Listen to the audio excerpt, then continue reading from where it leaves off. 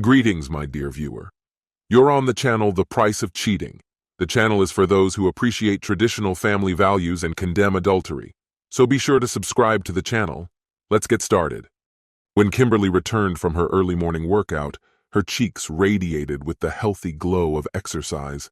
She strolled into the kitchen, her lips curling into a carefree smile, the kind that often suggested an untroubled mood. Brandon was already there, perched on a stool at the counter, a mug of coffee clasped in his hands.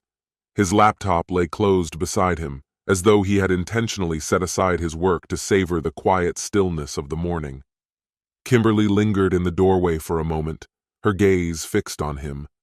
A fleeting look of uncertainty crossed her face before she decided to speak. "Sweetheart," she began, her tone unusually cheerful, an edge of forced brightness creeping into her words. "I have some news. I'm taking a little vacation next week, to Hawaii, for 6 days." Brandon paused mid-sip, setting his cup down with a clunk that reverberated more than he intended. He turned toward her, his expression neutral, yet faintly tinged with surprise. "Hawaii? Are you serious?" he asked, his voice steady but underscored by a subtle tension. Kimberly's smile wavered momentarily before she nodded. "Yes. Do you remember Camilla, from school?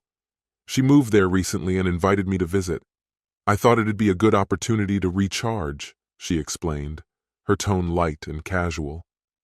Brandon leaned back slightly, his brow furrowing as he studied her.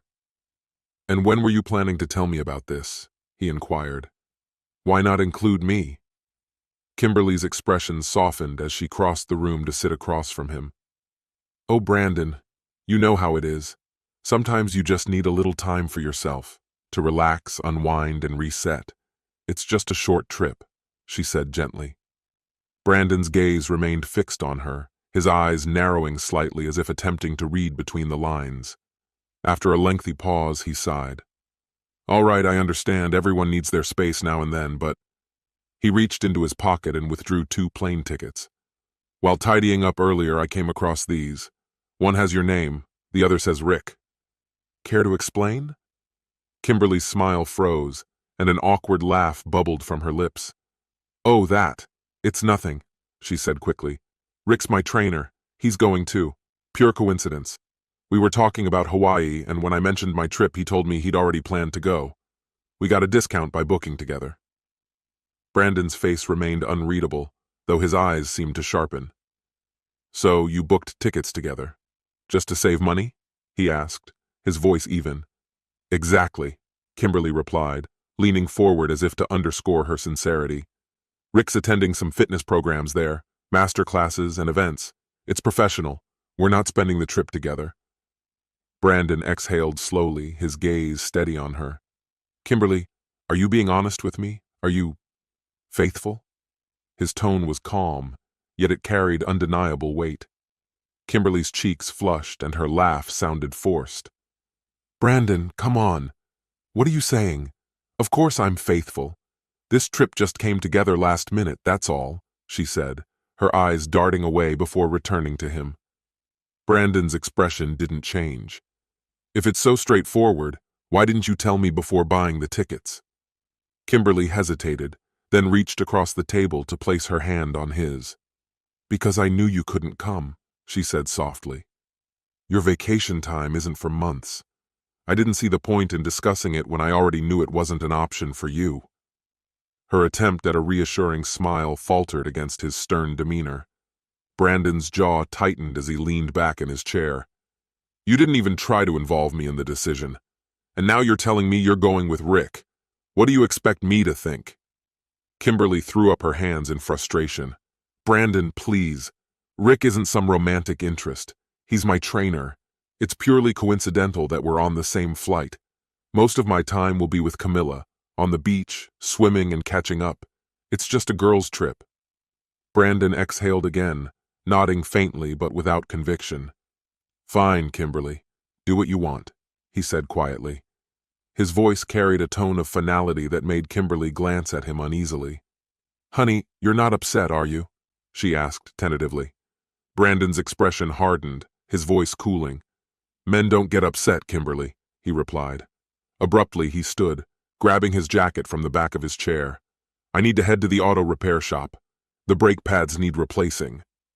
Without another word, he walked out the door, his footsteps echoing through the hallway. Kimberly watched him leave, a growing unease settling in her chest. Meanwhile, Brandon drove away, his mind racing. After running his errands, he parked near a small cafe. Inside, his old friend Justin was already waiting, his familiar grin lighting up his face. "Brandon," Justin greeted, waving him over. "Long time no see. How's everything?" Brandon skipped the small talk, sitting down with a grim expression. "Justin, I need answers. What did you find out about Kimberly and her trainer?" Justin's smile faded slowly, his lips pressing into a tight line as he exhaled deeply, reclining in his chair. "Brandon, here's the deal. You asked me to dig into this 2 weeks ago, and I've found some things. But it might not be everything you were hoping to hear." Brandon's expression hardened, his jaw clenched. He didn't speak, his silence urging Justin to continue. "This guy, Rick, works as a fitness trainer. From what I've uncovered, he's good at his job. However, there was some drama with a client a while back. A scandal of sorts. It got swept under the rug and his reputation stayed intact. But it stirred the pot for a while." "Go on," Brandon said, his voice measured and firm. Justin leaned forward slightly. "I've been monitoring their interactions. Most of their time together is at the gym, and on the surface it looks professional. But I managed to get a few pictures that might say otherwise. Take a look." He slid a small pile of photographs across the table. Brandon picked them up, studying each one with intensity. One photo showed Rick leaning toward Kimberly, his hand resting lightly on her shoulder before slipping lower, grazing the small of her back. Kimberly's body language seemed welcoming, her smile wide as she leaned slightly toward him. Another image captured Rick kissing her cheek, the placement uncomfortably close to her lips. "Check out his hand," Justin pointed out. "That's more than friendly." "Friendly isn't the word I'd use," Brandon muttered, his voice sharp. His gaze lingered on the pictures, the tension in his jaw growing as a dull ache spread through his chest. He finally met Justin's eyes. "What else?" Justin straightened in his seat. "I've watched them during their workouts. Rick acts professional enough, but there's this familiarity, subtle touches, little gestures that cross the line. Kimberly doesn't just tolerate it, she seems to enjoy it. She laughs, smiles, and always looks like she's having the time of her life around him." Brandon's face darkened, but he held his composure. "Here's the thing," he said quietly. "Kimberly's leaving for Hawaii in 2 days. She claims it's to visit her friend Camilla, but she bought 2 tickets, and the second one is under Rick's name. She's spinning some tale about a fitness conference and discounted airfare, but I'm not buying it." Justin's eyebrows shot up. "You've got every reason to doubt her." Brandon's voice lowered further, his words deliberate. "There's more. She withdrew $15,000 from our joint account, in cash." Justin's eyes widened. 15 grand? In cash? That's not vacation money." "Exactly," Brandon said firmly. "Hawaii's a perfect setting for them to get careless. I need you to document everything. Pictures, videos, the works. I want undeniable proof." Justin nodded. "Consider it done. If there's anything to uncover, we'll catch them." Brandon's voice dropped to a whisper. "One more thing. I swapped the cash she withdrew. With counterfeits." Justin blinked, then let out a short laugh. "Why would you do that?" Brandon's lips curved into a faint smirk. "To send a message. She'll still use her card for major expenses, but she's banking on that cash for whatever she's planning. Let's call it a reminder that betrayal has consequences." Justin chuckled, shaking his head. "All right, I'm with you. Let's make this trip unforgettable." 2 days later, Kimberly stood in the doorway, her face glowing with a cheerful smile as she leaned in to kiss Brandon goodbye. "See you soon, sweetheart," she murmured, giving his hand a gentle squeeze. Brandon smiled warmly, playing the role of a loving husband with ease. "Have an amazing trip," he said, as he watched her head to the car, luggage in tow. The moment her vehicle disappeared around the corner, his demeanor shifted entirely. The performance was over. It was time to act. Brandon wasted no time meeting with Mr. Daniels, his sharp and tactical divorce attorney. He laid everything out: Kimberly's suspicious behavior, the hefty cash withdrawal, and the planned Hawaii trip with Rick. "I'll have concrete evidence soon," Brandon said confidently. "But this isn't just about the divorce. Rick needs to face the consequences too. His reputation deserves a hit." Mr. Daniels steepled his fingers, absorbing the details. "You've done your research. I'll ensure this process is smooth for you, and as challenging as possible for them." Reassured, Brandon left the office with a renewed sense of determination. Over the following days, he stayed in close contact with Justin, who was tailing Kimberly in Hawaii. At first, Kimberly's activities appeared innocent. She met up with her friend Camilla, attended fitness workshops, and joined group events. Rick maintained a professional distance in public, acting as though their relationship was strictly work-related. But Justin's sharp eye caught the nuances that hinted otherwise. "She's trying to keep up appearances," Justin reported over the phone, "but it's obvious they're more than just colleagues."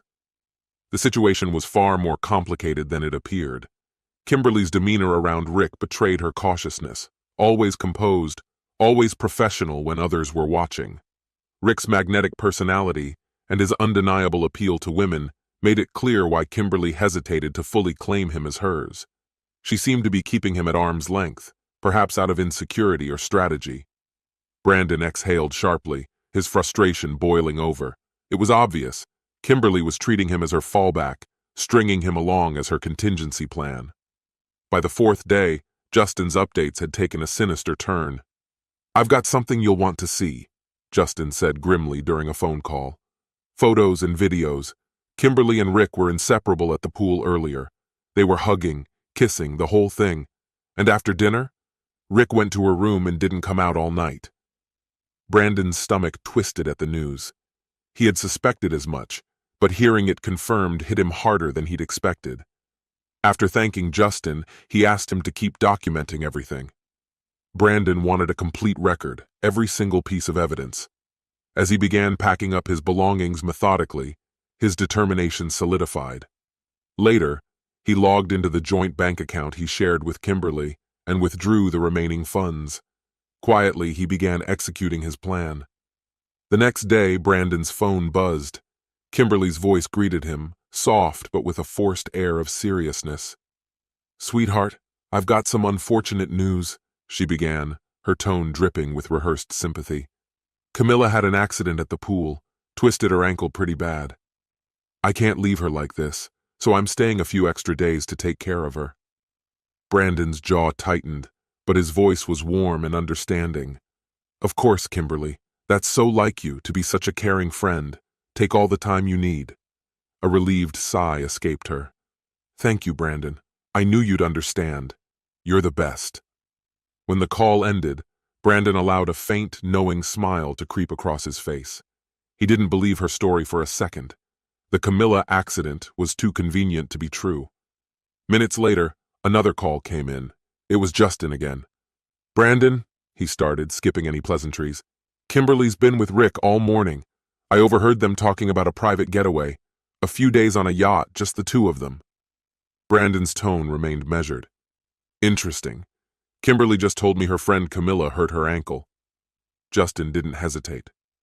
"Camilla? She hasn't been around for days. Kimberly's been glued to Rick the entire time." Suppressing a bitter laugh, Brandon simply said, "Thanks, Justin. That's all I needed. You can wrap it up. I've made my decision." Justin sounded relieved. "Got it. Good luck, man." Hanging up, Brandon immediately contacted his lawyer, Mr. Daniels. He shared every piece of evidence Justin had gathered: photos, videos, even audio recordings of Kimberly and Rick's conversations. After reviewing the material, Daniels nodded confidently. "This is rock solid," he assured Brandon. "The divorce papers will be ready by tomorrow, and we can file professional misconduct charges against Rick. By the time this is over, his reputation will be in ruins." Brandon thanked Daniels, feeling a wave of vindication. But the day still had more in store. That evening, Justin called again, his voice carrying a note of excitement. "You won't believe this, Brandon. I was about to leave when I saw Kimberly and Rick walk into a high-end boutique. She tried buying him something expensive, but the cashier caught her using counterfeit cash. Brandon chuckled. "You're kidding." "Not at all." It turned into a massive scene. They brought in the manager and eventually the cops showed up. She was humiliated. Rick looked like he wanted to disappear. Brandon let out a genuine laugh. "Well, they've earned it. Let them enjoy the mess they've made." After ending the call, Brandon felt a deep sense of satisfaction. Justice, it seemed, had finally begun catching up. A few days later, Kimberly returned home looking frazzled and drained. Her grand escape with Rick had devolved into a nightmare. The counterfeit money incident still loomed over her, and she was already rehearsing excuses for the bank. Her finances were in shambles, and she had no idea how to recover. For now, her priority was to unpack and figure out her next steps. But as she stepped through the door, expecting the familiar comfort of home, an unsettling feeling washed over her. Something was terribly wrong. The house was unnervingly quiet, an unnatural stillness that made Kimberly hesitate as she stepped inside. She lingered in the doorway, her eyes scanning the living room with a growing sense of unease. The usual clutter that marked Brandon's presence was conspicuously absent. A cold knot formed in her stomach as she rushed from room to room, dread mounting with each step. The truth hit her like a punch. His belongings were gone. His clothes, books, and even the toothbrush in the bathroom. All of it had disappeared. Panic tightened in her chest as she fumbled for her phone, dialing Brandon's number with shaking hands. The line buzzed a few times before his voice came through, calm and detached, devoid of the warmth she had once taken for granted. "Hello," he said, his tone unsettlingly steady. "Brandon," she began, struggling to keep her voice from breaking. "What's happening? Where are you?" His reply was measured, each word deliberate. "I have two pieces of news for you, Kimberly. First, a courier will arrive in about an hour with your divorce papers. Second, in 2 hours, a realtor will be there because I've put the house on the market. Be ready." His words landed like a physical blow, leaving her momentarily speechless. She gasped, her voice trembling as she tried to make sense of it. "Divorce papers? Brandon, what is this? What are you doing?" His composure remained maddeningly unshaken. "I know about Rick," he said flatly. "It's time you face the consequences." Her breath caught, and fury sparked within her. "Were you spying on me? Following me around?" she demanded, her voice rising. "I trusted you for too long," Brandon responded coldly. "When that trust started to crack, I checked the facts. The results, as it turns out, were exactly what I expected." She opened her mouth to retort, but the call cut off abruptly. Frantic, she redialed, but every attempt went straight to voicemail. Staring at the phone, her hands shook, and tears blurred her vision. Brandon's words echoed in her mind, and the foundation of her life felt like it was crumbling beneath her feet. The days that followed thrust Kimberly into a grim and unrelenting reality. The divorce process began swiftly, dragging her into a series of grueling courtroom confrontations. Across the room, Brandon sat with quiet determination, his demeanor sharp and resolute. Every detail of her infidelity was laid bare with ruthless precision. His attorney, Mr. Daniels, presented a damning case, unveiling photos, videos, and recordings that exposed her betrayal in excruciating clarity. Humiliation burned through her as evidence of her affair with Rick was projected for all to see. The intimate touches, stolen kisses, and longing glances she had shared with him were dissected and displayed like exhibits in a museum of shame. Her carefully maintained image crumbled, leaving her stripped of dignity as the courtroom bore witness to the unraveling of her life. Mr. Daniels constructed a story that left no room for doubt, a narrative of deception and disrespect. Kimberly flinched at each revelation, the weight of her choices pressing down on her. By the end of the proceedings, it wasn't just Brandon she had lost. The respect of her peers, her family, and herself had been irrevocably shattered. Outside the courtroom, the fallout was relentless. A stash of counterfeit cash, $15,000 hidden away, surfaced as a new source of turmoil. Though she suspected Rick had planted it, she lacked proof and was left to grapple with paranoia. Rick, meanwhile, had disappeared, refusing her calls and severing all ties. Rumors swirled about his downfall. Allegations of client exploitation had forced him to resign from his fitness club, and Brandon's legal team ensured his reputation was thoroughly tarnished. Facing mounting accusations, Rick fled to Eastern Europe, a disgraced shadow of his former self. When the judge delivered the final verdict, awarding Brandon the bulk of their shared assets, Kimberly felt utterly hollow. Their house, already listed for sale, was no longer hers. The meager portion she received left her reeling, the full weight of her losses sinking in. Brandon emerged victorious in every sense, claiming not only financial stability, but the moral high ground. He had taken back control of his life, leaving her stripped of security, her lover, and her pride. As the courtroom emptied, Kimberly sat motionless, her mind blank as Brandon exited with a bittersweet expression. He had won, but the scars of betrayal lingered. For Brandon, the triumph brought little satisfaction. Though he had reclaimed his dignity and safeguarded his future, a profound sense of loss gnawed at him. The woman he had once adored was now a stranger, their shared dreams reduced to distant memories. In quiet moments, he couldn't help but mourn the life they had planned together, the promises that would never be fulfilled.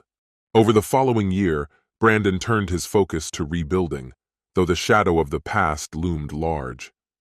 The material gains from the divorce felt hollow, a poor substitute for the love he had lost. Healing proved a slow and arduous process, the emotional wounds too deep to simply fade away. Even as he moved forward, the ache of betrayal remained a constant reminder of the trust that had been broken. Some wounds, he realized, never fully heal. This concludes the story. If you like it, then put your powerful like and subscribe to the channel.